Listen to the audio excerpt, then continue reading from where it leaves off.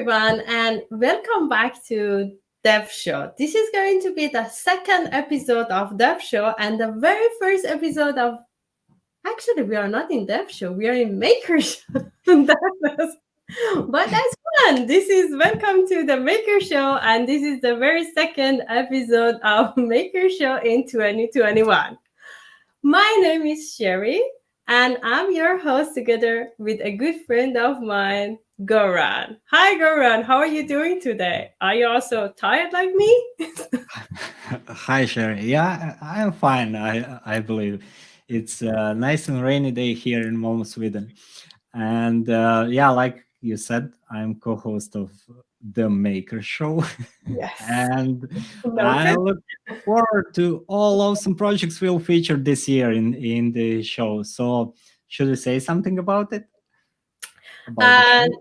yes, for those of you that it is the very first time that you are coming to the Maker Show, so this Maker Show is a monthly show. And each episode, we are highlighting a project that has been done by you. And our hope is that this project is going to inspire you for a more creation or innovation.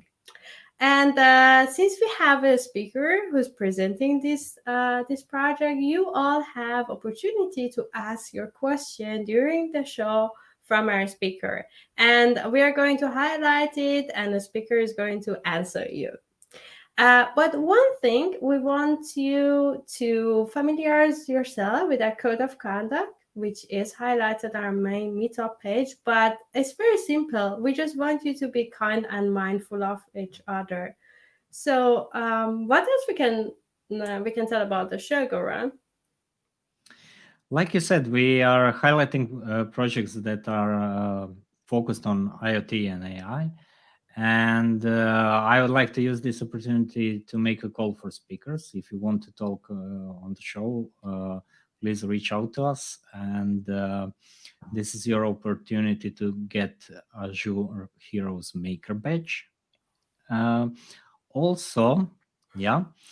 Also, we would like you to stay tuned until end of show. You can hear more about badges, and today is the very first time you could get your winter learner badge. So stay tuned. And we also have a small surprise giveaway for you at the end of the show. So Sherry, who is our speaker and which cool project we have today? So the speaker today is actually happened to be one of my old friend from the Angular community. For those of you that well, actually you might actually already know him from the past, Uri Shaked. He's to me he's an actual maker. The reason is that every time that I met him in any of the conferences, he came with a cool gadget that he created, and he wowed everybody. So to me, that he has the definition of maker, and I'm so pleased to actually to give him the maker badge today. He's been working on many different projects, as I told you, but in this specific show, he's going to tell us the story of how he created his latest project, which is called Skull. So I would say, welcome to the show, Uri. Thank you, Hello. Sherry. So good to see you again. And hi, Garan. Hey, how are you? I'm doing well. We are all locked in the houses, so at least we have all these kind of online events to cheer us up and bring out the good spirits.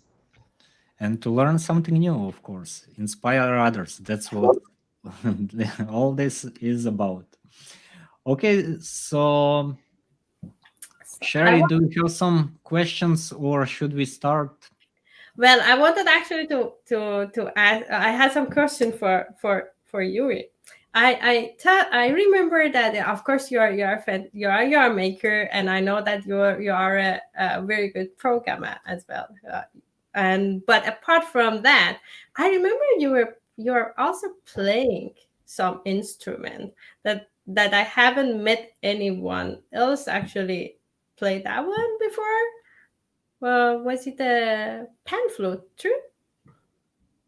Yeah, so like I think it was 10 years ago or something like that. I went to South America, all over the continent, and visited many countries. And then I got on a bus one morning to do some kind of excursion. And when I went on that bus, there was some guy that asked me, "Hey, I'm selling music instruments. Want to buy something?" Now in Peru, the sellers they won't leave you, and I was like in a hurry to get on the bus. We were already late, and I told him, "Yeah, but I need to go now, so maybe later." And then in the evening of that day, in a totally different place, suddenly somebody approaches me and he said, "Hey, you told me that you will buy it later from me this morning." Oh, He actually remembered me, even though it was in a totally different place. He found me and he was like, "You are going to buy from me." So I told him, "You know what? If I can make you teach me how to make some sound out of it, I will buy it from you." And that's how I got this Samponia. It's ah, a pan flute from Peru, like 10 years ago. And I can make some sounds for you if you wish. yeah, yeah. If you can do it now, Okay, let's see. Let's see if I can do it now. I don't know. yeah. Let's see Let's if you see. will recognize this. Ah, I know the song very well because actually you played that before. Exactly. I remember it was in Barcelona, and after the Angular camp was it? I guess we standed and yeah. So you still remember it, and that's pretty good.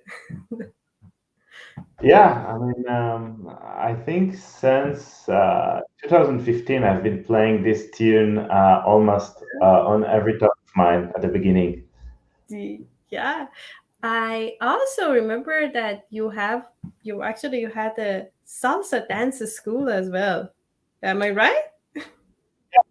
Yeah, actually, another story. It's another fun story. That's how I met my wife. The bigger story is that it all started like a few friends and we wanted to meet women. So we started to dance salsa, and then we actually didn't just start to dance salsa. We started a salsa school so we could meet women, and eventually all of the friends got married to women they met, to students that came to the salsa classes. So it worked for us. But then there was one of the friends who he was not like from the team, but he taught us salsa. He was the salsa master that taught us salsa at the beginning. So he dated one of the girls I met in the salsa club for like 5 years. But today is married to somebody he met on a dating site. So it worked for all of us, but not for our teacher. Ah, I just noticed one comment in the from the audience. It's actually Lars that he had a good mention about that maybe they had the cookie installed. Yeah, that's Lars. And hi Lars, thanks for joining us. So, Hi, Lars. Yeah, that could be the case. I don't know if they had that kind of the technology there, but you never know. yes. And hi, Lars. Great. So we know the story of how you learned to play pan flute, how you had your salsa school. So maybe we can move on to the story of how actually you started to build all of these cool gadgets. How actually what Um, inspired you, and then how all it started. yeah, I think it all in the beginning, like I think it was in my third or fifth grade, something between the third or fifth grade, where we had like a basic electronic course. We just got a lot of circuits that we had to solder, and eventually they would play some kind of music or lights, do something with lights. And I sort of did it. I liked it, but then I forgot about it. until I think it was 2004 or 2005, where I met a friend who was also into all kind of this electronic stuff, and he sent me a link to a website where they had, I think it was called Afrotech Mods, and they had like this project where they took apart an old hard drive and connected it to to an amplifier, and this hard drive, like the spindle mechanism, the head of the hard drive was playing music. So they basically connected the motor into the amplifier, and the amplifier was pushing a lot of power to the motor, and it caused it to vibrate and play music.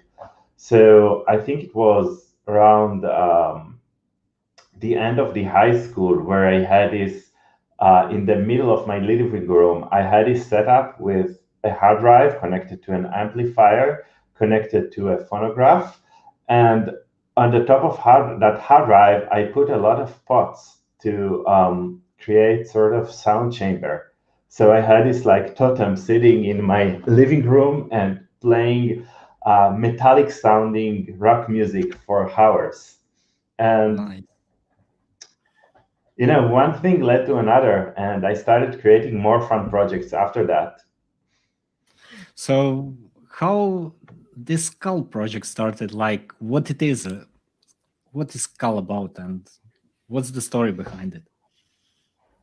So with a skull, I don't exactly know where I got the idea, but it's basically the kind of project is a capture the flag project, which means you have some kind of secret hidden, and you have to figure out this secret. And this is a kind of challenges or riddles that are very common to in the information security world. So you sometimes have some web server with some hidden file that you have to find, or a server with some secret file that you have to hack into and get that file. And what I was trying to do, or what I am trying to do, is to bring the same thing into the domain of hardware. So there is actually something physical that you have to somehow manipulate or use in a creative way in order to make it do something else than what it appears to do on the surface. So if you look at this skull, it's just a circuit board that looks like a skull, and it blinks its eyes when you touch it. And it appears like a nice gadget, but then when you dig into it more, you may discover that it can do more than just blinking its eyes. Have any of you ever tried a kind of CTF challenge? To be honest, no. No, maybe from the audience we can ask if any of them tried a similar challenge before. You can tell I us. know, like, if anyone has been to ngConf 2 years ago, the Angular conference, they had this kind of challenge, and one of the steps you actually had to, they sent you a link to a web page, and you had to type a specific code on the keyboard, and then that would take you to the next step. So it's not exactly a CTF challenge, because CTF challenge usually also involves some kind of reverse engineering, or finding some secret string somehow.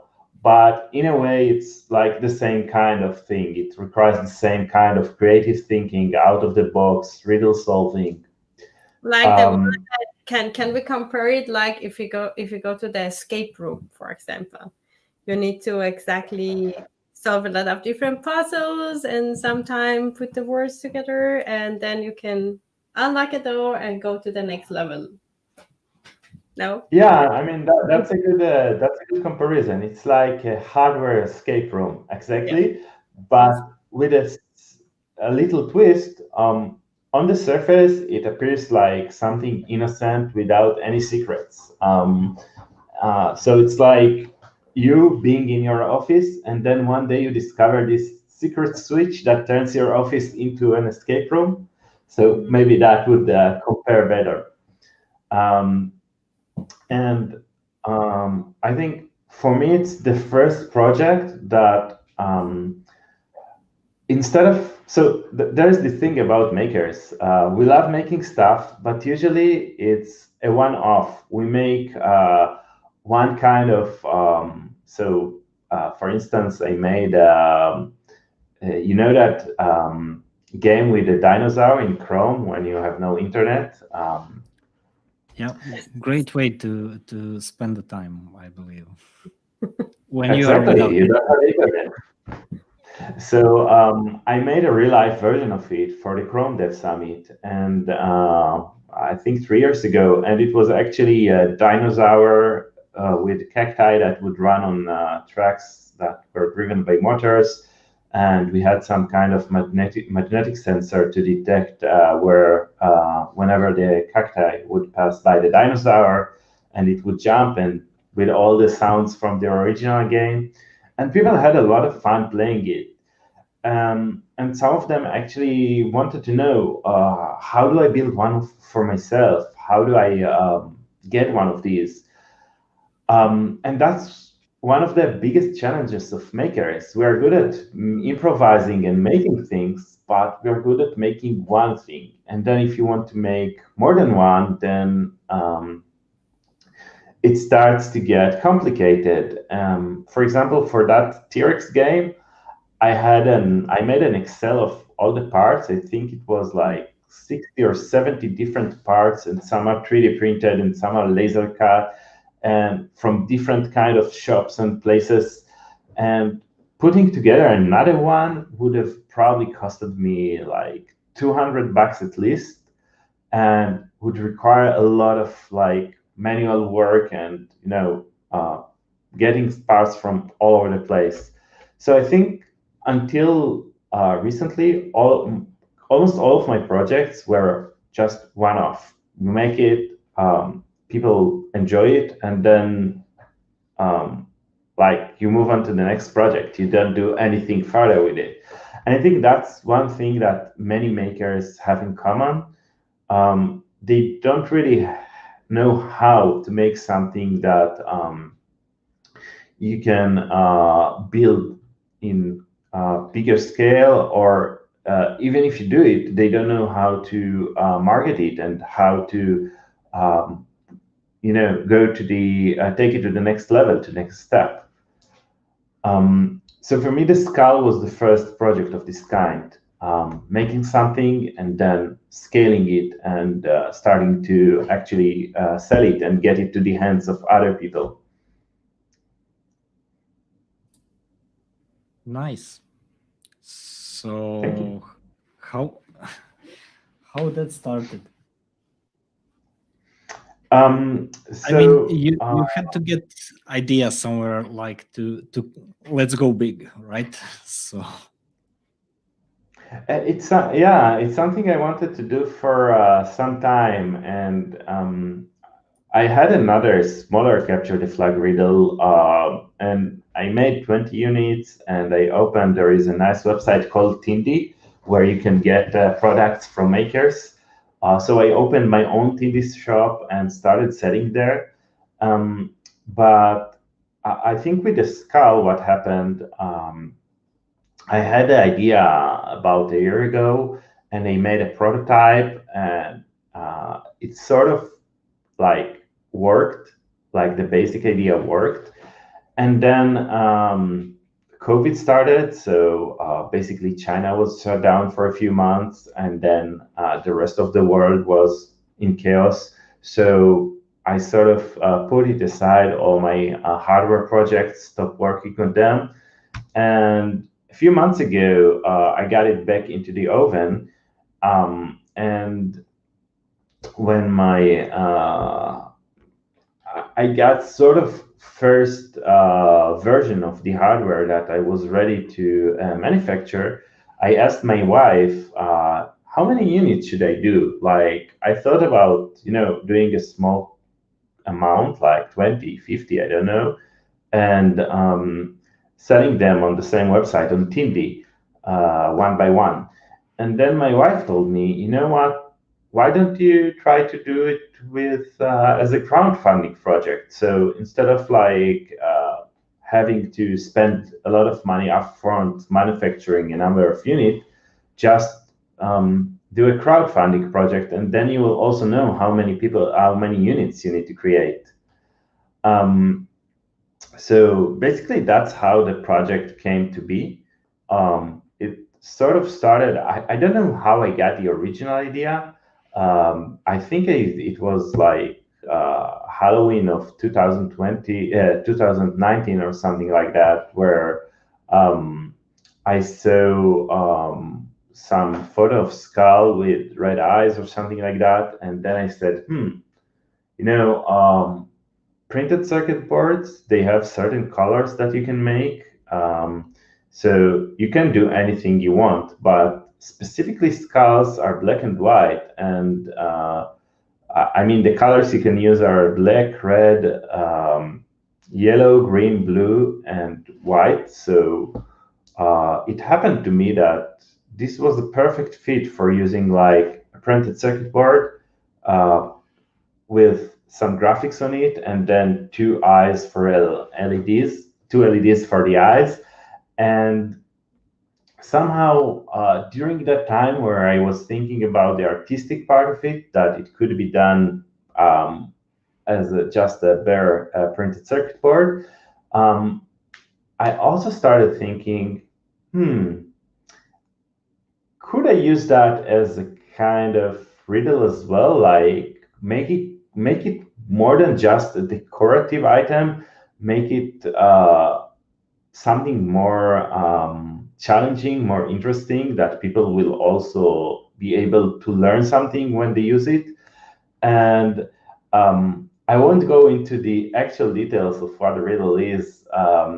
I will just say that because I don't want to spoil it for people, but I will say it has something to do with the eyes.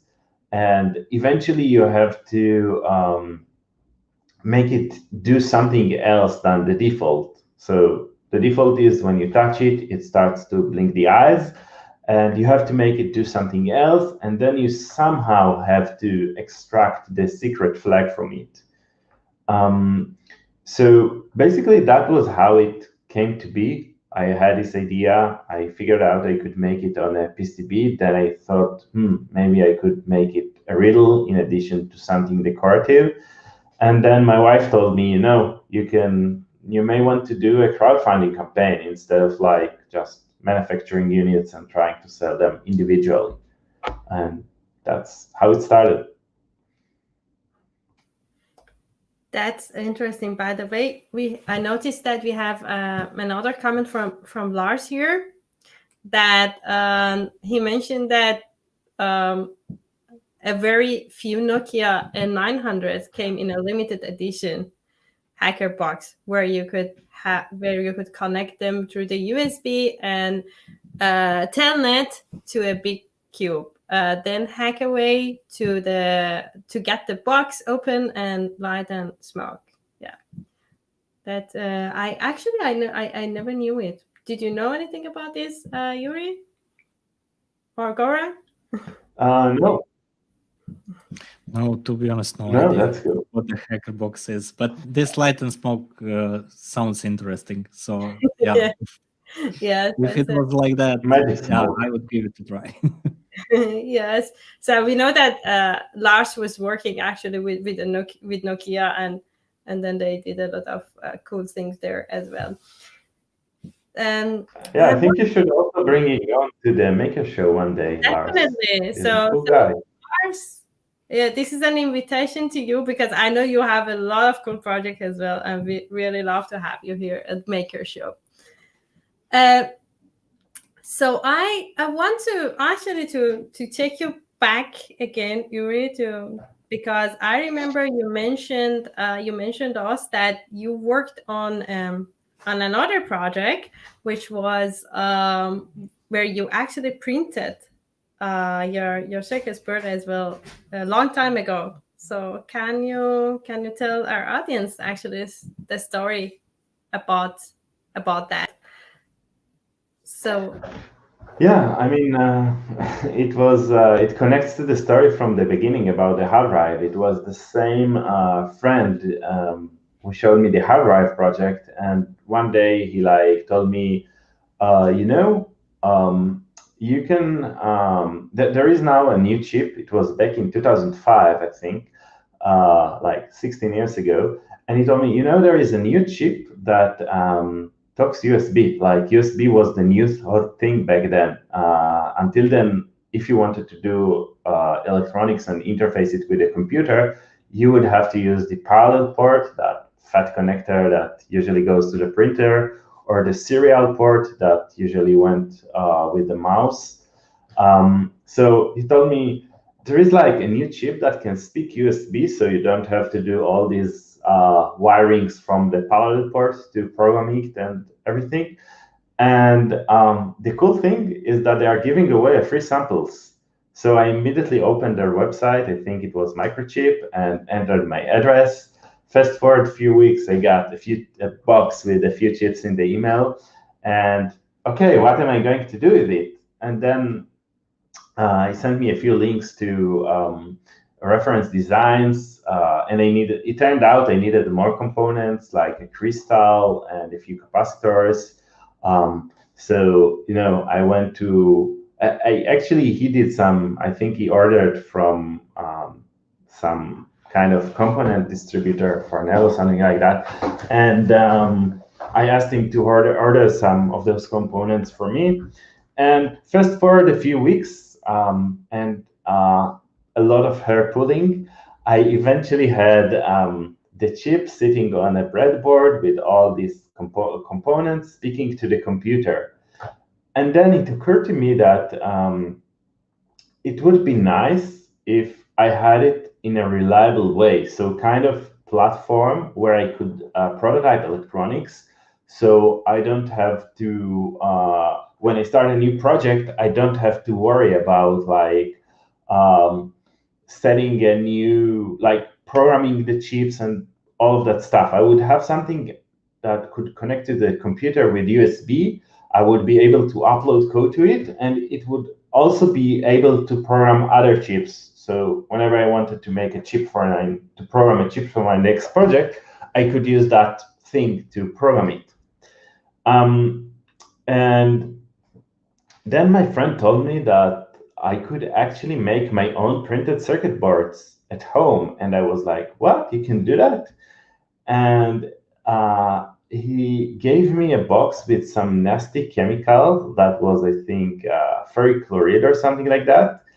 And he said to me, yeah, just make the design in a software, print it on a transparent, then iron it onto a copper board, like a board with copper in it, laminated copper in it, and then put it in this acid that I gave you for a few minutes, and it will work. So I remember one evening, I actually tried that. I took my design, transferred it to a software, I think it was Eagle, and then printed it on a transparent and ironed it. And I actually have that board here. So this is the first printed circuit board that I created like 16 years ago. wow, this is Nice. Yeah, I think, I don't know if you can see it, but it actually has the date here, 2005. So yeah, I had one, so it had to be done in one layer, and I had one wire I couldn't run on this layer, so I actually did just, you know, some kind of air wire here over the this missing wire. Heck. And the idea was basically some basic board that I could connect to USB. And then I had these ports here that I could connect to other things, and, you know, just build myself an interface from USB into electronics. And it took me a while to realize that, but I actually wanted something like Arduino, and I didn't have it, so I built it. So this is my sort of version of what Arduino nowadays solves. And coincidentally, Arduino was also created at around the same time, but they were more successful than I do. So it goes back to making one of for yourself as a maker versus mass production, which is what Arduino did, and I'm so happy that they did. Yeah.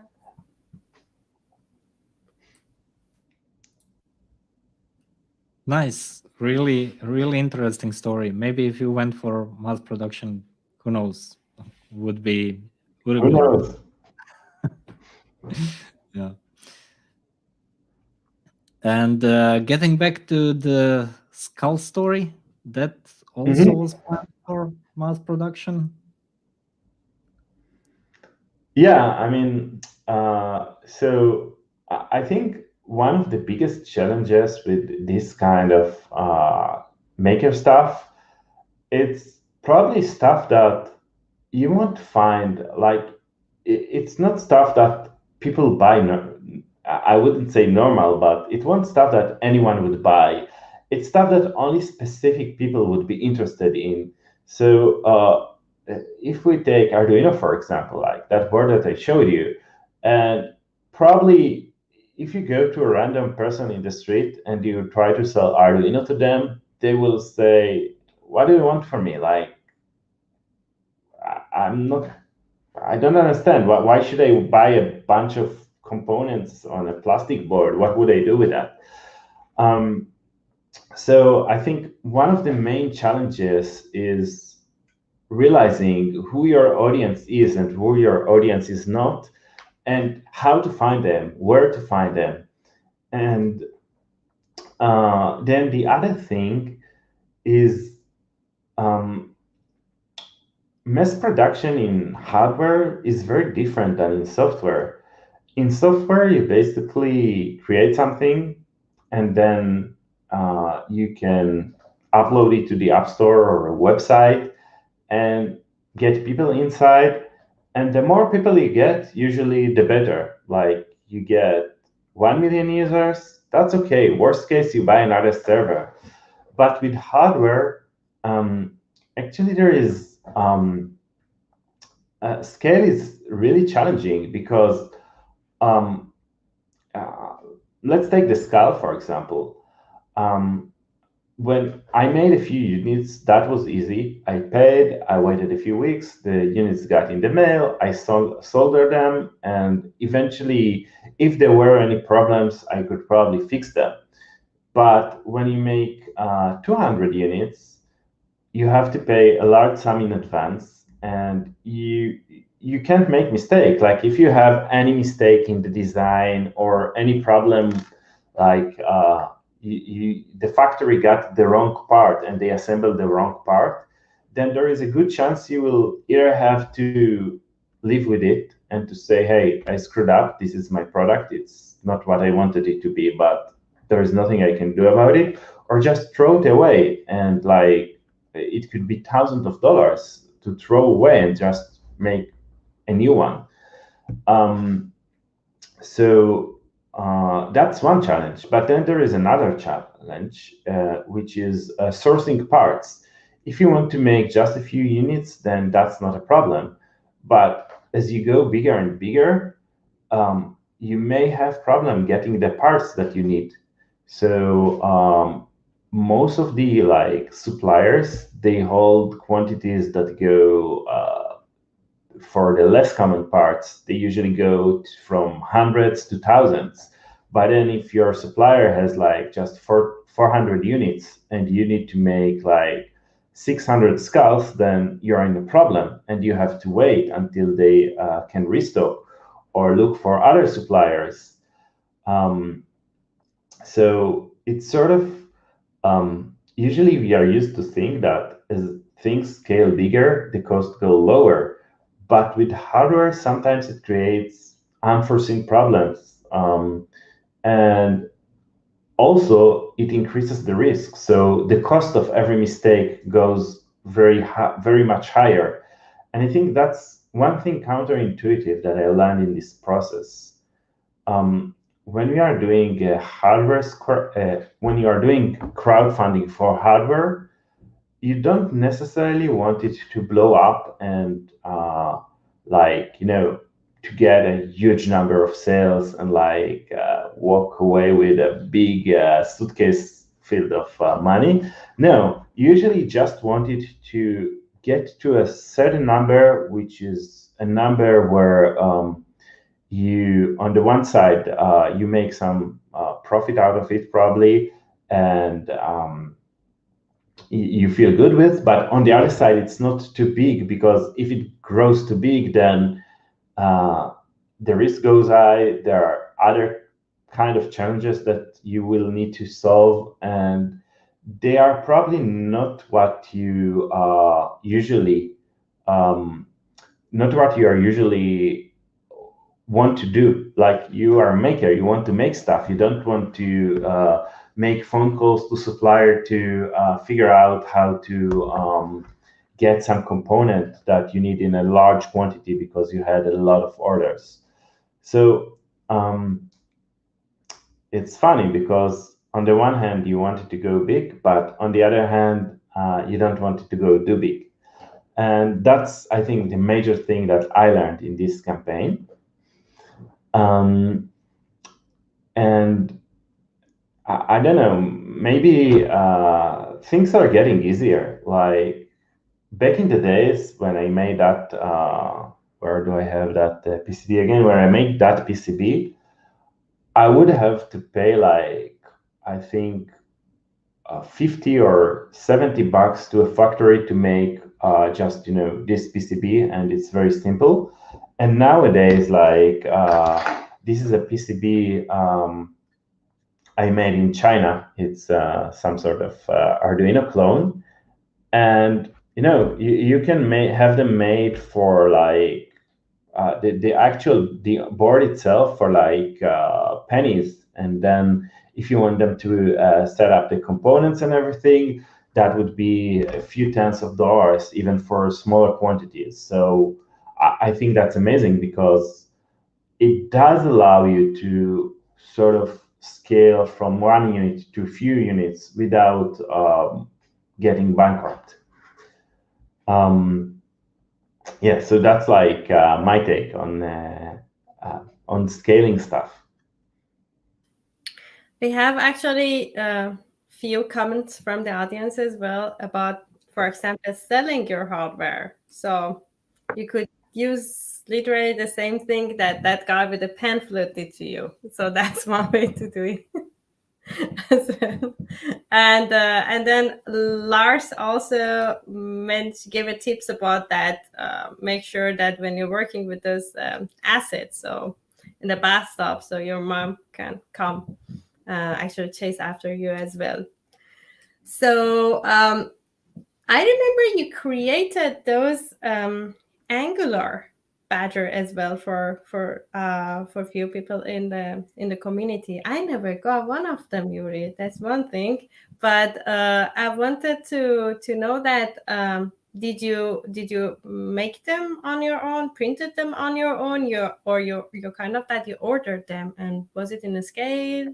How did you do that one? So I think that's a good question. Like, it was, I think, in the beginning of 2017, like 4 years ago, when I started to get interested in electronics, like, not just as, a side, a hobby that I do once every few years, but something like I started to doing more normally. And the Angular was like one of the first projects that I manufactured in China. And basically, I created the design and then sent the same design to 3 different manufacturers in China. Mm-hmm. And it's funny, because it wasn't exactly the same design. Every day I came up with a new feature, something new, like a temperature sensor, a switch, on and off switch. And I sent a new design because the costs were like really low, $5 or $6 plus shipping.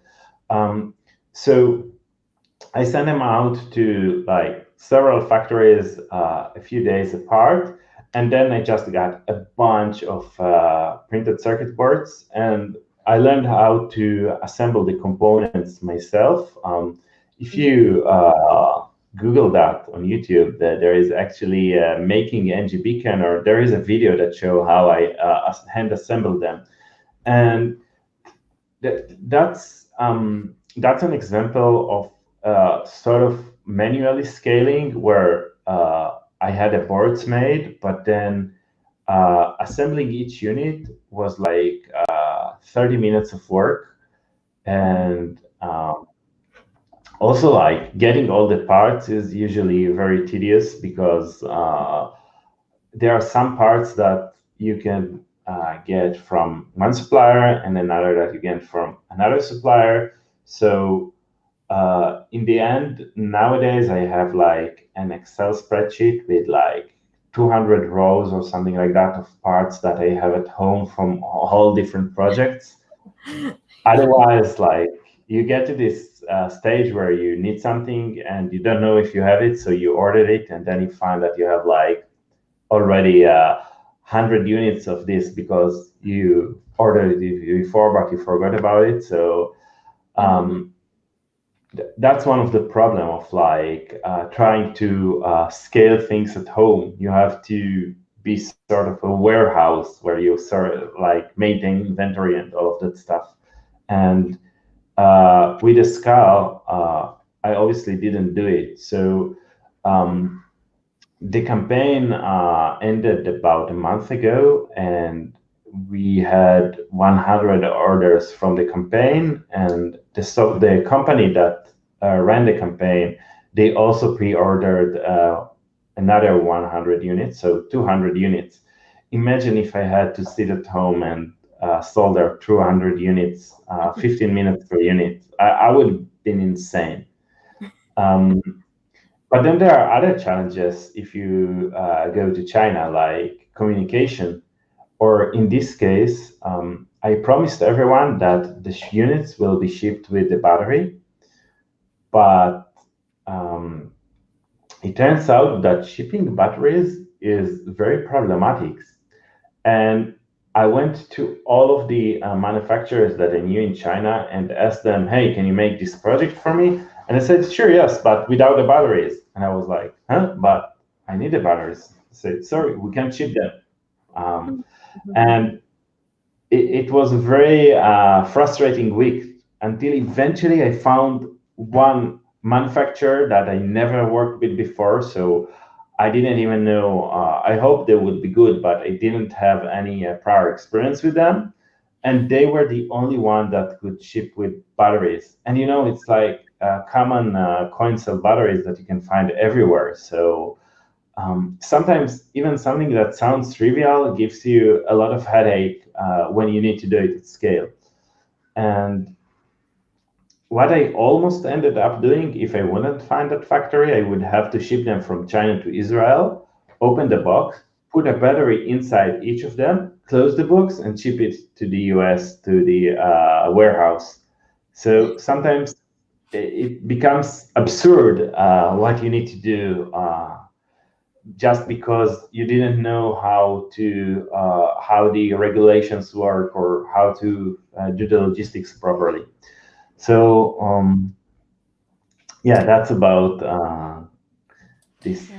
We have a questions like, did you share somewhere in a post what software you use for PCB design and where you order with and without components added? Maybe it would be useful to write for a post if you haven't done so far, like how to handle those things, tips and tricks. Yeah, but I think the best answer is it depends, like always, on what you need. There are like a few like possible software. I use KiCad for the most part, but also EasyEDA. And I think using the right tool for the job is important. And it even goes stronger when you need to choose a manufacturer because they all have different capabilities. And I mean, in some cases, even sending money to China is a problem. Like you need to, so the bigger ones would let you pay with a credit card or with PayPal, but smaller ones would require wire transfers. And I don't know about you, but I don't like logistics. I try to avoid them as much as possible. But that's one of the side effects of making things. You need to face and deal with the logistics. But having said that, I usually try to share whatever I can on my blog or GitHub. So there is a post I've written about specifically these Arduino-like boards, where I just sort of wrote a log of all my experience with a specific Chinese manufacturer I worked with. And you can see like all the details, including the emails they sent me, the back and forth. And also for the Scala, I'm going to write a blog post. I would have to cut out some of the details to keep it spoiler-free, but at least in terms of how I approach the crowdfunding, what were the points that I was shocked because suddenly I got an email with a long list of to-dos that I didn't anticipate and had to be done in no time, like all sort of forms to fill and things to set up. And I think if I had to choose one thing I really enjoyed, but it was also challenging to me in this project, is writing the updates for the people who backed this project.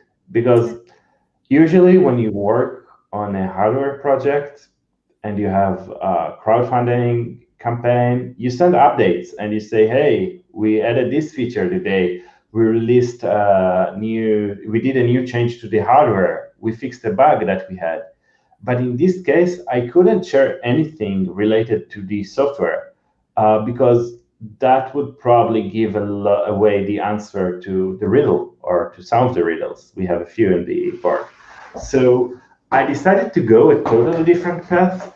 And instead of like sharing, just a list of things that we did in the last week or two, I decided to make it more like made up story. So let me just quickly read. I don't know if I can share my screen here, but I can read one of the. I can put it on. What? I can. We can have your screen here if you want to. Okay. So yeah, it will be more fun, I think, to watch me as I watch it as I read it. Can you see my screen now? Yes, we can. Can you? Okay, perfect. So this is like the first update that I sent to people. And instead of like saying, hey, I'm doing this, debugging. Oh, by the way, this is the skull. Say hello. This is what it looks like. And instead of like saying to people, hey, we are working on the firmware, we fix this and that bugs, I wrote a story. I told them, hey, we summoned the shaman from the deepest, darkest jungles of a long forgotten land, and she has been working night and day performing ancient bytecode incantations. I don't know even what that means, to bless our compilers. And then I wrote that we did a late night seance and we got some mysterious binary encoded numbers that were geographical coordinates. And we hired a crew of pirates that sailed to these coordinates, and then we found their chest inside it with scrolls that we can't really tell what they do, but we saw some code on it. And then our shaman told us, to avoid a disastrous outcome, you must choose only one of those two scrolls and discard the others. And then I let people choose between those two pieces.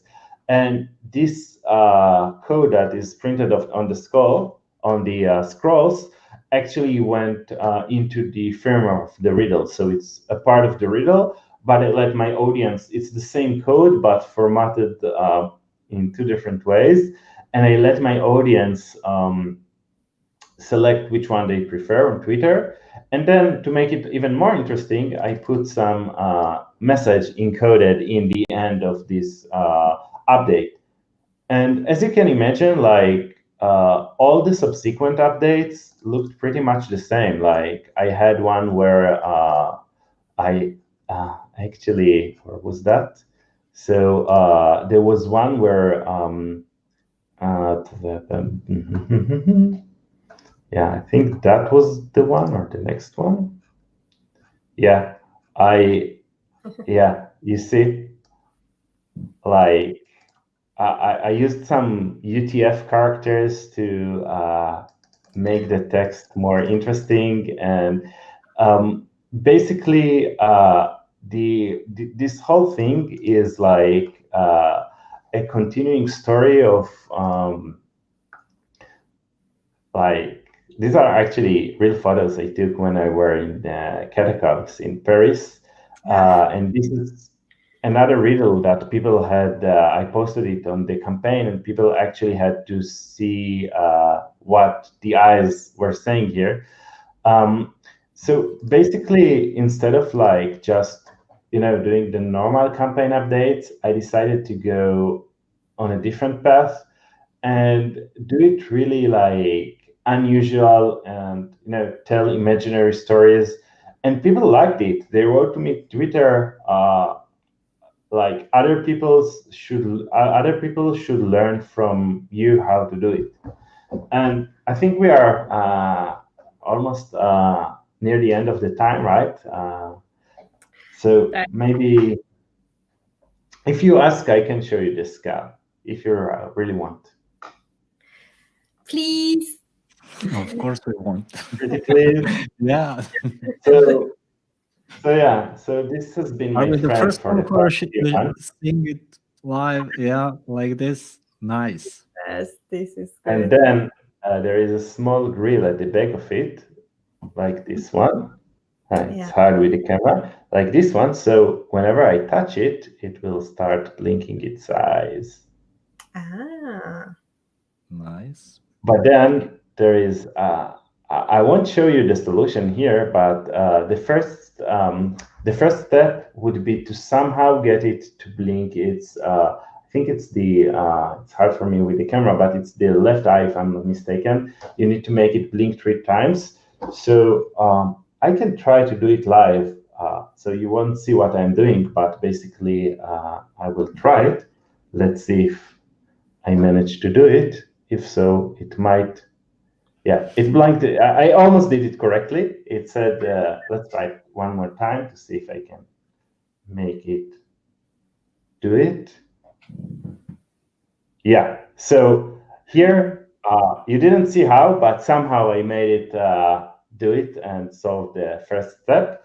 And basically that's it. That's the board, and you get it and you like have no idea. You look at it, it looks at you, and you touch it, it blinks.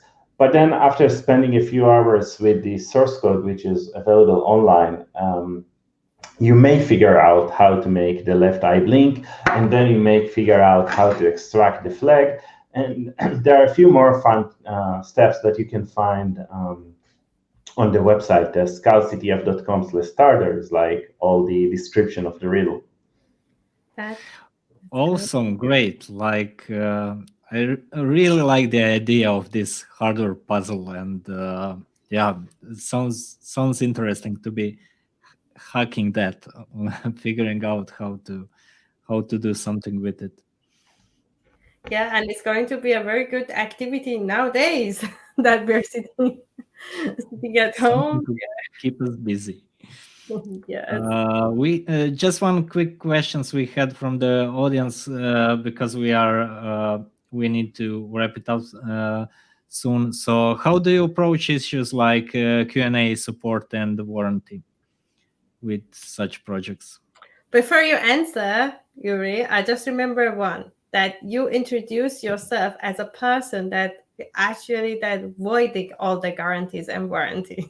So yeah, so that's a good question. First of all, my main goal is to make people happy, and I think that's why I write these updates. I spend like between 1 hour to 5 hours on every of those campaign updates.